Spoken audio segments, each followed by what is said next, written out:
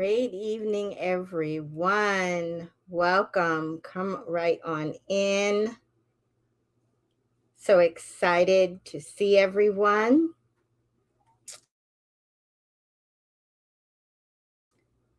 So, once again, evening and welcome to the Sonya Dungee Podcast, where conversation is always the essence of the soul.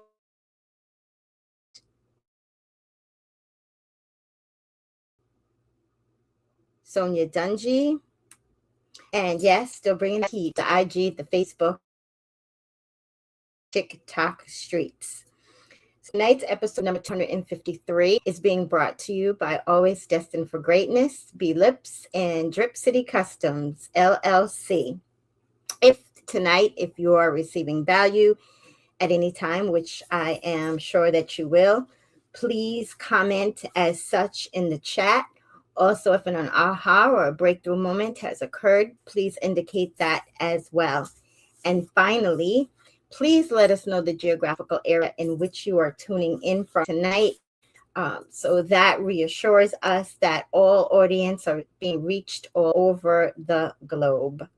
So thank you so much for that. And we are going to jump right into tonight's episode. And as you can see, I'm in a different studio. We're still working on it. So just bear with us a little bit. So I chose tonight's episode for a specific reason. And that reason being that I went back and I dug down deep within a conversation that I had with a remarkable gentleman, brother from another mother, Rich. We were talking about soul searching and being honest and truthful with yourself. And so I really started to take that seriously and dug down deep. And I started thinking about how I was truly feeling at the moment, how I truly feel now, and how I felt, more importantly, after my dad's passing. So tonight's episode number 253 is A Daughter's Heart, the feelings we don't say after losing a parent. All right. So I would recommend that you take some notes because you really might want to go back and revisit that. So for those of you who are tuning in for the first time tonight, I say welcome. And for those of you who have been loyal and who have been with us since the beginning, I want to let you know I see you, I feel you, I appreciate you, your text messages, your emails, and your DMs. They don't go unnoticed. So thank you so much for that. So tonight, I am going to be giving you 5 practical steps to begin moving forward to a new norm, okay? In order for you to truly fulfill your goals and dreams while you're still navigating through parental loss. It doesn't go away. There is no time frame. I would never try to convince you differently. All I can do is talk to you honestly, openly, transparently of what I went through and what I didn't know and what resources I didn't know that was available, nor did I know, go check out a podcast or what have you. So we're going to go ahead and jump right in. There is something unique about the heart of a daughter. Whether you're 5 years old or 55 years old, there's that bond specifically that a daughter and her dad have. And it's very difficult to put into words. And if you can see right behind me, that gentleman right there, that is my dad. That's me as well. My dad was my world. Okay. And when that bond is broken by death, the world often expects a daughter to eventually just move on. But what people don't see are the tears that come without warning, the birthdays that feel incomplete, the holidays that you wish weren't coming, or that you wish it would just hop by real quickly.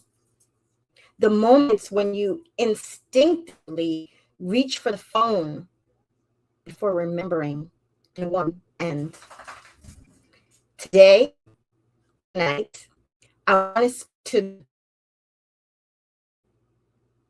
in public, but cries in private. The daughter who is carrying a broken heart while still showing up for that job, for the family, for everyone else. The daughter who quietly asks herself, will I ever feel like me again? And if you can relate, the conversation tonight is for you. Step number 1, give yourself value. Give your feelings value.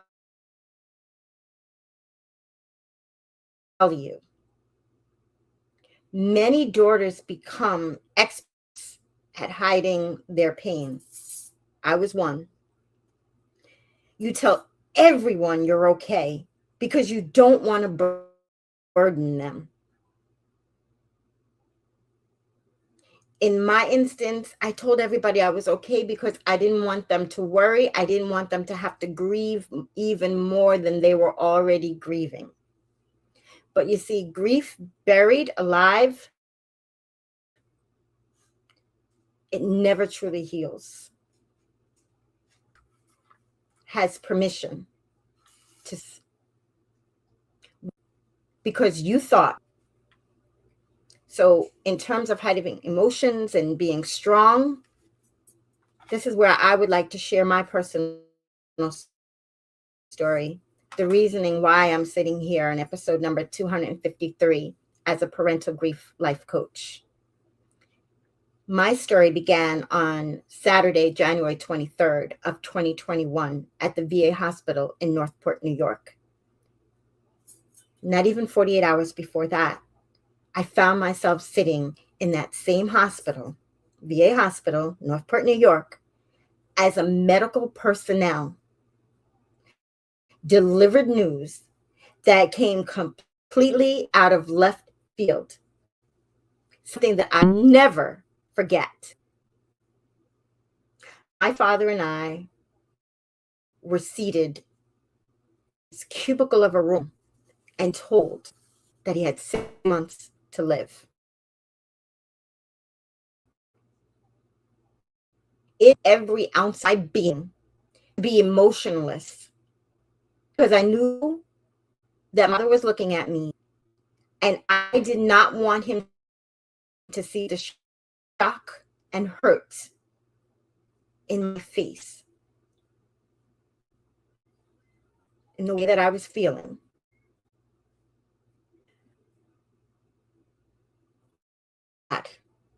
It was his grace and his understanding that I immediately sprung into action, making all kind of predictions in my head that if that was so, that would be the best success possibly, the only thing. Whether I had to replace furniture, bring in a hospital bed, go to his home and bring his recliner, it was going to happen.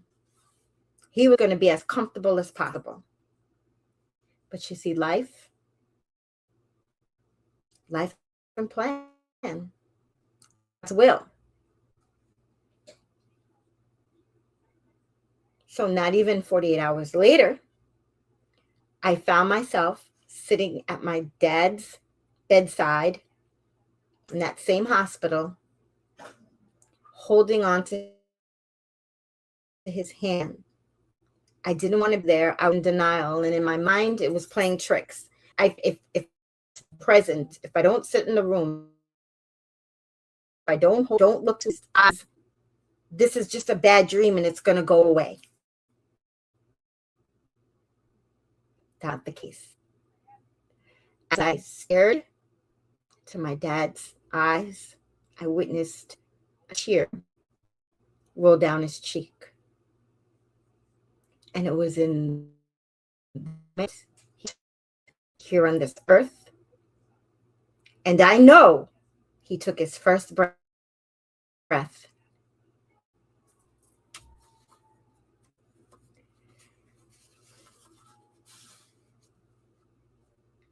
Immediately after that, I lost it, spiraled out of control, and I remained there for 342 days. And during those days, I lost 30 pounds and didn't even realize it. I became isolated. I didn't spend any time with family. I did the very minimum, the bare minimum I could. I didn't care what I looked like. I didn't care what I threw on. I just didn't care. My days just became a cycle of survival. And I only left my room to walk across my living room into my shisha room to do my job. The job is what paid the bills. And the only time I left the isolation of my home was to go to Calverton National Cemetery, to the Calabarium, where my dad's remains were entombed, just so that I can feel a sense of closeness to my dad. Eventually, enough just became too much of enough. I realized I could not continue down the path that I was going. It wasn't conducive to my well-being, my physical, my mental, or my social.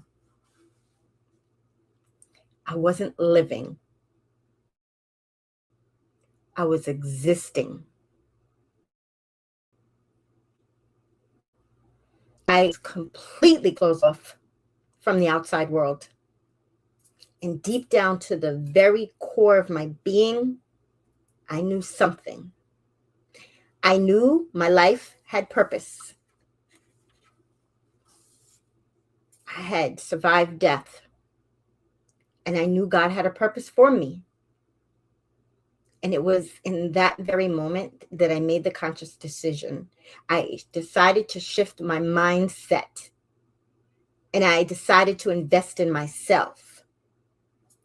And in that, I found a mentor, coach, if you will, that came with a loving, the iconic family to support me. And in that, I did the work. I showed up to my classes. I never missed a class. Because you see, in that first conversation that I signed up for a meeting with my mentor on December 31st of 2022, I chose the last possible appointment that I could, because I knew I did not want to come into a new year with that heaviness. And in talking with him, he told me if I was coachable, if I was teachable, if I showed up, if I did the work, he would help me. And in the beginning, I thought I was proving something to him, but I was really proving it to myself. And in doing so, I had to have that personal development. I had to realize that my dad went to be with the Lord, not me. I was still here. And it was my duty to find out what my purpose was so that I can help others. It was my mission, because I didn't want anybody else to suffer the way that I was suffering. And I made up my mind that once I got myself together, I then would be able to help others. And now, today, over 5.5 years later, I am a parental grief life coach. And I get to help women in their early 30s to their mid 50s navigate internal grief, go from survival to rediscovering their identity, reclaiming emotional safety, and rebuilding confidence so that they can walk fully in their God-given purpose, in their greatness that they were always destined for. So thank you for allowing me to share my story. So go ahead.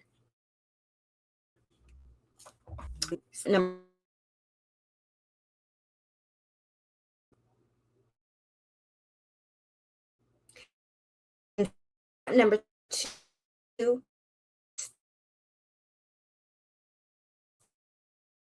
stop carrying the weight of guilt.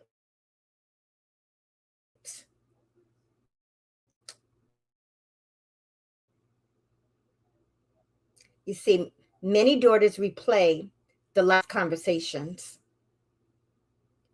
I should have called. I should have visited. I wish I had one more day. For me, I called, I visited. Mine was, I wish we can go to my dad's restaurant again. I wish I could hear him cheat and scream out the answers on the game show that we both watched.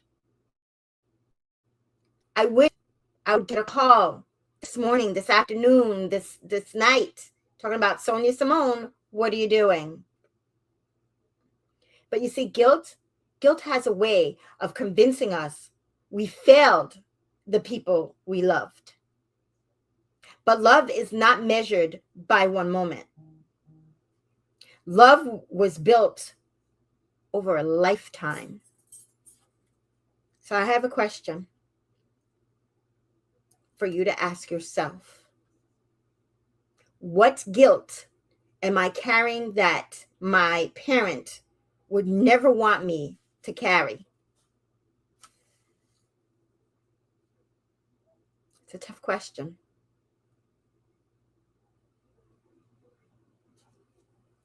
Step 3, rediscover the daughter who is still here. After losing a parent, many daughters lose themselves, not because they stopped existing, but because grief became louder than their own voice. You are still compassionate. You are still capable. You are still worthy. Your identity did not die with your parent. Ask yourself, who am I beyond my grief? And what parts of me are waiting to be rediscovered? Step 4, allow yourself to experience that joy again, those yellows in the color framework that we spoke a lot about in the past. One of the hardest parts of grief is feeling guilty. But life begins to feel good again, even for a moment. You laugh and then you feel guilty. For me, I would think about my dad. I would hear something he said or pass somewhere or whatever, just reminding me of him. And I'd crack up, I'd laugh. And then I'd catch myself and I'd look around and I'm like, oh my goodness, did anybody see me? I hope nobody heard me. They're going to think I'm being disrespectful, that I don't care. Because I'm laughing. I should be crying. You see, you smile. And then, what if you're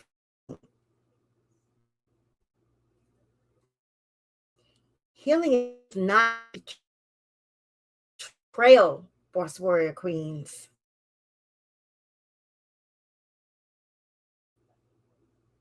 Joy, it doesn't erase love. In fact, your parent would likely want your life to continue to be filled with love.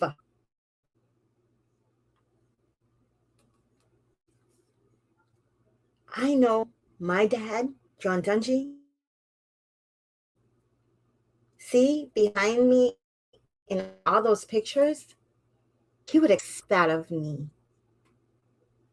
If he saw days, he would not be happy with me. My dad was a gentle, kind-hearted man. He volunteered, gave the shirt off of his back. And after thinking about all of that, I knew I had to get my act together. I had to be the best version of myself that I could be.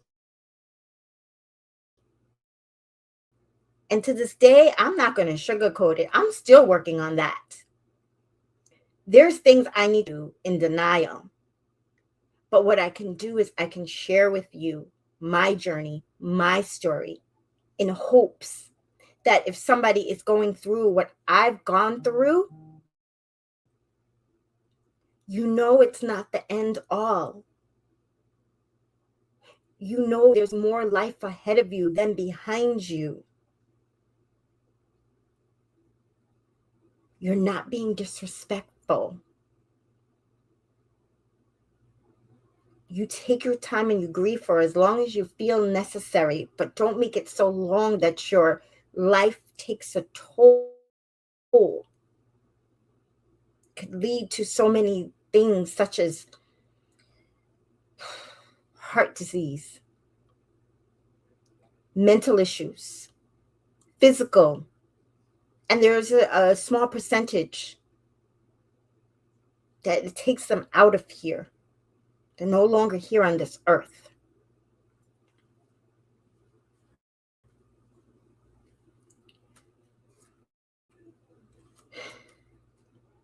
So I have this question for you.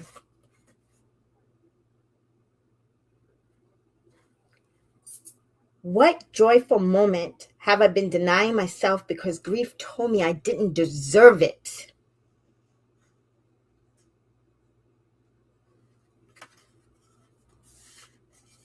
Step number 5. Carry their love forward. Your relationship with your parent did not end. It just changed. Their love can continue through and will. The values they taught you, the kindness you extend to others, the strength you discovered because of them, the legacy you continue every day. You don't have to leave them behind in order to move forward. You don't. You can carry their love in every chapter that still awaits you.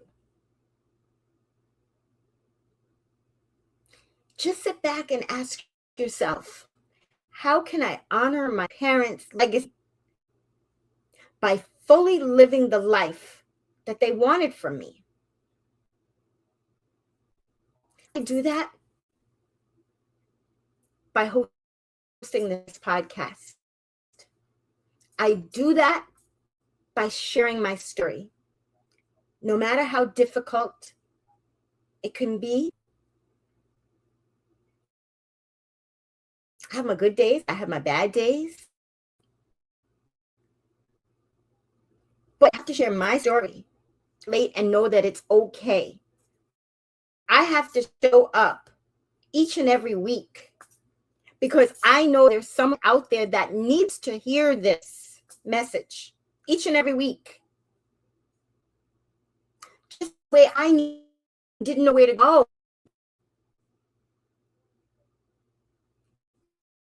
So inkling to every single daughter that is listening tonight.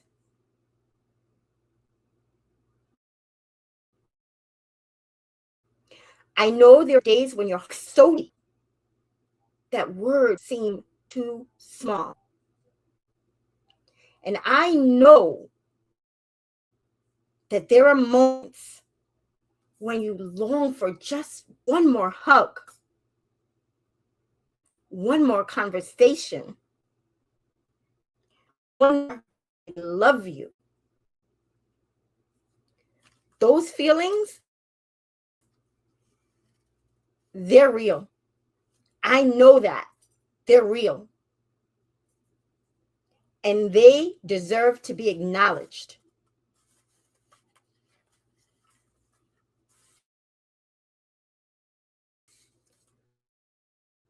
But also, I want you to remember this. You're still your parents' daughter. Not only because of the love they planted inside of you, their love helped shape the woman you are becoming. So as you continue this journey, give yourself permission to cry. Give yourself permission to heal. Give yourself permission to laugh again. And most importantly, give yourself permission to live. Because you see, your story, it did not end with the final goodbye. There are still beautiful chapters that are waiting to be written. I want to thank you for joining us tonight. And remember, grief may be part of your story, but it is not the entire story. Your next chapter, it's waiting. And you're still becoming. With that being said, be safe, stay well. God bless you all. And hold on to Proverbs 3:5-6. I 3:5-6 Proverbs it all day, every day. The Lord with all your heart. Lean not on your understanding. In all your ways, acknowledge him. And he shall direct your path. Till time. Bye for now.